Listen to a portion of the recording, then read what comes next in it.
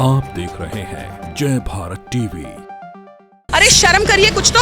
आप गौतम बुद्ध को गाली दे रहे हैं कि नगर निगम की जमीन है तो मुझे एनओसी क्यों दी सौंदर्यीकरण करने के लिए। पहले एनओसी देते हैं और फिर क्यों लेते हैं वापस। आप मेंटली दिमागी रूप से इतने कमजोर हैं कि आप एनओसी आनंद फानन में दे देते हैं, उसके बाद आप उसे कैंसिल कर देते हैं। नमस्कार, स्वागत है आप सभी का जय भारत टीवी में। मैं हूं अंकित काला। राजधानी देहरादून में एक पार्क की एनओसी रद्द करने को लेकर के विवाद लगातार गर्माता जा रहा है। सोनिया आनंद रावत जो कि गूंज संस्था की अध्यक्षा हैं, उनकी ओर से लगातार इस तरीके की बातें कही जा रही है कि मेयर सुनील उनियाल गामा कहीं ना कहीं राजनीतिक षड्यंत्र के तहत इस पार्क को ध्वस्त करने में लगे हैं, जबकि वो आम जनता के लिए इस पार्क का निर्माण करिए। हमारे साथ खुद सोनिया आनंद रावत जी हमारे साथ मौजूद हैं, गूंज संस्था के अध्यक्षा हैं। आपका स्वागत है मैडम जय भारत टीवी। जी धन्यवाद आपका। इतनी नाराजगी क्यों है मैडम मेयर सुनील उनियाल गामा जी से?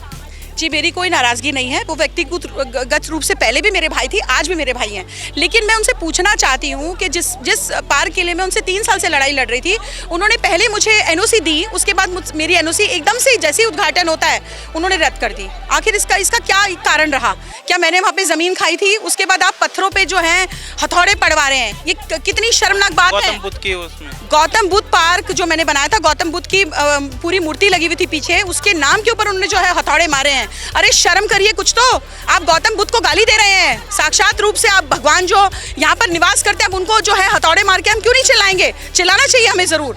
ये नगर निगम की जमीन बता रहे हैं ना, इस वजह से वो कह रहे हैं कि इसको। जी हाँ, नगर निगम की तो हम कब मना करें कि नगर निगम की जमीन है तो मुझे एनओसी क्यों दी सौंदर्यीकरण करने के लिए? ये सवाल है मेरा उनसे। हम कब मना कर रहे हैं? पत्थर पे भी लिखा हुआ था कि नगर निगम की जमीन है, तो आपने क्यों ऐसा किया?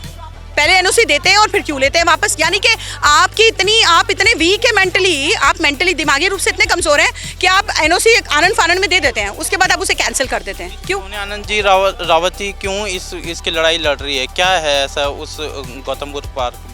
जी गौतम बुद्ध पार्क की अब तो ये लड़ाई खाली गौतम बुद्ध पार्क की नहीं है, ये पूरे भूमाफियाओं की लड़ाई है। ये पूरी उन जमीनों की लड़ाई है जिनकी खरीद फरोख्त मोहल्ले मोहल्ले में की जा रही है। जो भी जमीन खाली पड़ी होती है उसके ऊपर जो भी लोग होते हैं, आई डोंट नो कि कौन लोग होते हैं, धीरे धीरे एक दुकान बनती है, फिर उस पर बिल्डिंगें खड़ी होती है। ये लड़ाई उस चीज़ की है और इस लड़ाई को मैं लंबा लड़ूंगी।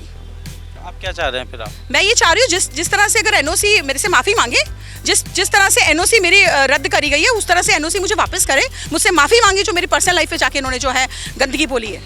अच्छा, आपने भी जो मेयर गामा जी को कहा है, आप शब्द कहे हैं बीजेपी के पार्षद, तो उसमें काफ़ी नाराज हैं आप। क्या उन शब्दों पे अभी भी टिकी हुई हैं या उसे वापस लेती हैं? नहीं, आपको कहाँ पे अपशब्द लग रहे हैं? आपने गामा जी, पहले आप जरा मुझे बताएंगे कि मैंने कहाँ पे अपशब्द बोले हैं? अगर अपनी बात पूछना, अगर अपने राइट्स के बारे में जानना, अपनी बात को उनसे पूछना कि मेरी गलती कहाँ है, मैंने पार्क बनाया। अगर ये आप लोगों के हिसाब से अगर हमारे हिसाब से नहीं, बीजेपी के पार्षद आप कैसे आप बीजेपी के पार्षद, देखिए बीजेपी की बात करेंगे ना, सोनिया आनंद की बात करेगी, क्योंकि मेरे ऊपर मैंने ना उनको अपशब्दों का प्रयोग किया है। ना ही मैं उनसे माफी मांगूंगी। जिस तरह से वो रोज लिख रहे हैं उनके पार्षद, कभी जिंदगी में झुकूंगी नहीं मैं। ये मेरे खून में नहीं है, क्योंकि अगर मैं गलत काम करती तो मैं झुकती, लेकिन जब मैं सही हूँ तो मैं क्यों झुकूंगी? किस बात के लिए झुकूंगी? खुद पूछा है कि पेट्रोल पंप कितने हैं, जमीनें कितनी, इस बात में कितनी सच्चाई है? देखिए, ये तो सारी दुनिया पूछ रही है, ये खाली सोनिया आनंद नहीं पूछ रही है। भावना पांडे जी ने पोस्ट डाली है, वो ये सवाल कर रही है कि जितनी जमीन है पेट्रोल पंप, मेरे को तो लोगों द्वारा पता चल रहा है 2 पेट्रोल पंप हैं, 102 बीघा की जमीन की रजिस्ट्री हुई है, ये लोग पूछ रहे हैं। मेरे को तो लोगों से ही जानकारी मिल रही है ना, लोगों से जानकारी मिल रही है तो हम भी पूछ रहे हैं भाई। हम तो पूछेंगे, हम सामाजिक व्यक्ति है भाई। एक आदमी का अधिकार बनता है कुछ भी बात पूछने का, राइट है। अगर वो उस पद पे आसीन है, कोई भी व्यक्ति उनसे जाके कुछ भी पूछ सकता है ना।